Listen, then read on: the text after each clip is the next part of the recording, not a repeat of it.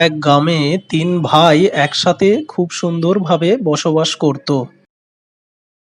দাদা, আমি জল নিয়ে চলে এসেছি। তোমরা তাড়াতাড়ি এসে জল খেয়ে নাও। হ্যাঁ ছোট্টু, তুই দাঁড়া, আমরা জল খেতে যাচ্ছি। আরে বাহ বাহ, এত রোদে যদি কেউ জল এনে খাওয়ায় তাহলে আনন্দই এসে যায় জল খেয়ে। কিন্তু আমার এই কাঠফাটা রোদে কাজ করতে একদম ভালো লাগে না। আমাকে কিছু পয়সা দিয়ে দাও দাদা, আমি শহরে চলে যাব, ওখানে কাজ করব। এখানে মাঠে খেটে এক পয়সাও আসবে না হাতে। কিন্তু মোহন, আমার কাছে তো এখন এক পয়সাও নেই। আমরা যাদের কাজ করছি তাদের কাছ থেকেও আমরা পয়সা নিয়ে আগেই শেষ করে ফেলেছি। কিন্তু আমি এরকম মাঠে রোজ রোজ খাটতে পারবো না।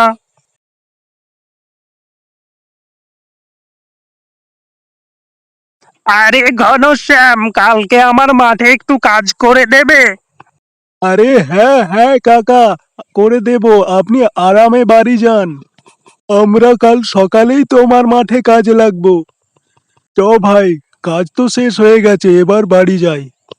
কাজ শেষে তারা দু ভাই মিলে সোজা বাড়িতে গেল। আরে মোহন, তুমি কি আমার ওপর এখনো রেগে আছো? তোমার শহরে যাওয়ার ব্যবস্থা হয়ে গেছে, ঠিক আছে? আরে কি করে হলো দাদা, আমাকেও বলো একটু। কালকে রামু কাকার মাঠে কাজে যাব। সেখান থেকে যা পয়সা আসবে সেটা নিয়ে তুমি শহরে চলে যাবে। পরের দিন সকালে উঠে তারা তিনজনে মিলে একসাথে কাজে চলে গেল। তারপরে মাঠ চষতে চষতে হঠাৎ করে তাদের লাঙলের সামনে একটা জিনিস ঠেকে। তারপর সেটা হাত দিয়ে দেখার চেষ্টা করে। আরে এখানে তো কিছু রাখা আছে দেখছি, এটা তো মনে হচ্ছে পুরনো যুগের কোনো ঘোড়া রাখা আছে দেখছি। আরে দাদা, এটাকে একবার খুলে তো দেখো। এটাতে হয়তো কোনো সোনা দানা খাজানা আছে। আর এটা হয়তো আমাদের ভাগ্যই বদলে দিতে পারে। কই দেখি, খোলো খোলো একবার। আরে আরে খুলছি মোহন, একটু দাঁড়াও। আরে এটাতে তো কিচ্ছু নেই, পুরো ফাঁকা। এটাতে একটা কাগজের খালি টুকরো আছে। আরে এটা তো কোনো নকশা মনে হচ্ছে। আরে এটা তো খাজানার কাছে যাচ্ছে দেখাচ্ছে। আরে হ্যাঁ দাদা, এটা তো কোনো খাজানার কাছে যাচ্ছে।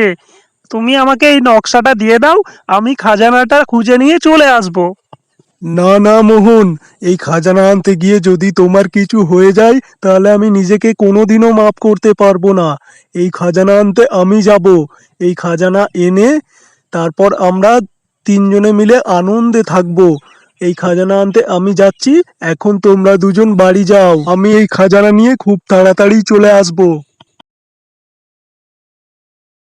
আরে মনে হচ্ছে দাদা একাই খাজানার মজা নেওয়ার তালে আছে। আমি এটা একদমই হতে দেব না। আমিও তার পিছন পিছন যাবই।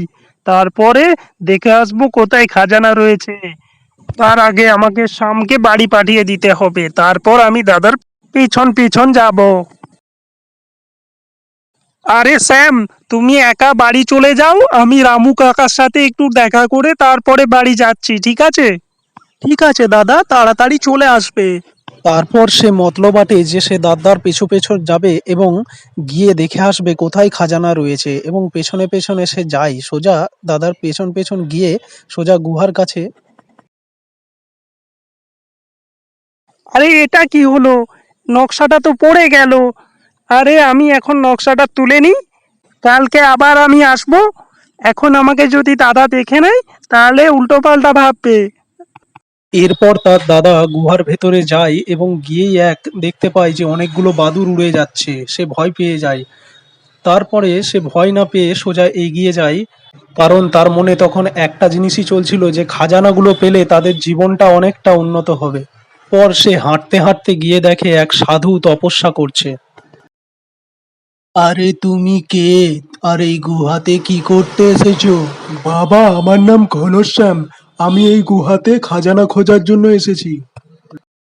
চলে যাও, চলে যাও, নালে তুমিও মরে যাবে। তোমাদের মতো লোভী মানুষ ওই খাজানা একদম নিয়ে যেতে পারবে না। না বাবা, আমি তো খাজানা এখান থেকে নিয়েই যাব। এই বলে সে সেখান থেকে চলে যায়। তারপরে আরে আরে, এই দরজার পিছনে কি আছে? সেই দরজাটিকে খোলার চেষ্টা করে সে। আরে আরে বা, এত খাজানা তো আমি আমার জীবনে প্রথম দেখছি। আরে আরে আরে বা, আমি এই সব খাজানা নিয়ে যাব। আরে এটা কি হলো, দরজা বন্ধ হয়ে গেল কেন? আরে আরে খোলো, কেউ আমাকে বাঁচাও, আরে খোলো দরজা কেউ আমার, আরে দরজাটা কেউ খোলো, বাঁচাও আমাকে। পরের দিন সকালবেলায় যা হয়, আরে আরে, সকাল হয়ে গেল, দাদা এখনো ওখান থেকে খাজানা নিয়ে আসতে পারলো না।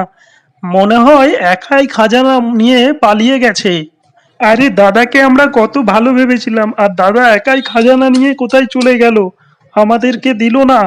আমি তো রাস্তা জানি, আমি এবার সেখানে যাব। আরে স্যাম, ওঠো, দেখো সকাল হয়ে গেছে, আর দাদা এখনো ওখান থেকে ফিরে আসেনি। শ্যাম, তুমি এক কাজ করো, তুমি বাড়ির দেখাশুনো করো, আমি দাদাকে নিয়ে ফিরে আসবো, ঠিক আছে? ঠিক আছে দাদা, আমি থাকবো বাড়িতে, তুমি যাও। ঠিক আছে স্যাম, আমি আসছি, তাহলে তাড়াতাড়ি চলে আসবো। আরে আমি এদিকে ঘাট পড়েছে, আমি আসবো, আমি আবার এদিকে কি করতে আসবো? ওদিক দিয়ে খাজানা নিয়ে সোজা চম্পট দেবো। আরে আরে, আমি তো তাড়াতাড়িতে নকশাটা আনতেই ভুলে গেছি। ও কিছু ব্যাপার নয়, আমি তো রাস্তা জানি। তারপরেই সে ভেতরে যায় আর গিয়ে দেখে এক বিশাল বাদুড় উড়ে আসছে ওদিক থেকে অনেকগুলো। তো একটাকে ধরে আর তার ডানাটাকে খুব খারাপভাবে আহত করে পুরো ভেঙে ফেলে। পর সে হাঁটতে হাঁটতে সোজা সেই সাধুর কাছে পৌঁছায়। আরে তুমি কে, আবার এখানে কি করতে এসেছো?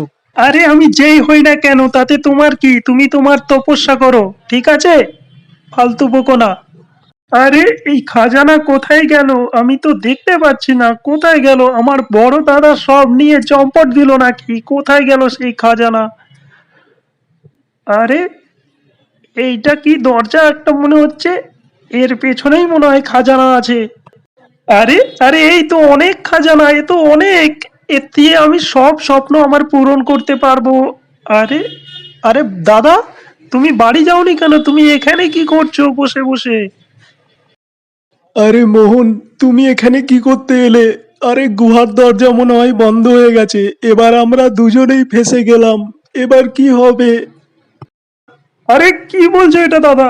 আমরা দুজনেই ফেঁসে গেছি, দরজা বন্ধ হয়ে গেছে, এবার আমরা কি করে বাইরে বেরোবো? আরে কেউ দরজা খোলো, বাঁচাও আমাদেরকে। আরে আরে সকাল হয়ে গেল, দুই দাদা আমার ওখানে রয়েছে, কেউ এলো না, কি ব্যাপার? ওরা কোনো বিপদে পড়লো নাকি? এবার তো আমাকে গিয়ে দেখতেই হবে একবার, না হলে তো হবে না। এই বলে ছোট ভাইটি সেই নকশা ধরে ধরে জঙ্গলের মধ্য দিয়ে সোজা সেই গুহাতে চলে যায়। আর তারপরেই সে সেই সাধুর কাছে গিয়ে পৌঁছায়। আরে তুমিও এখানে ওই খাজানার লোভেই এসেছো, তাই না? আরে না না বাবা, এ তো আপনি কে?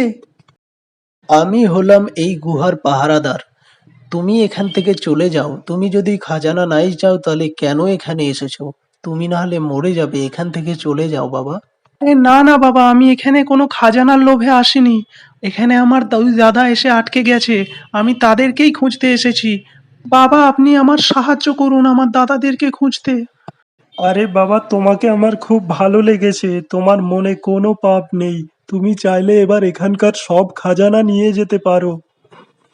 আরে না না বাবা, আমার কোনো খাজানার দরকার নেই, আমার শুধু আমার ভাইদের ফেরত পেলেই হবে। ঠিক আছে বাবা, আমি তোমার ওপর খুশি হয়ে আমি তোমাকে কিছু খাজানা দিতে চাই। ঠিক আছে, তোমার দাদারা ওই গুহার পিছনে রয়েছে, ওই দরজাটায় গিয়ে ঠোকো, ওখানেই আছে, যাও।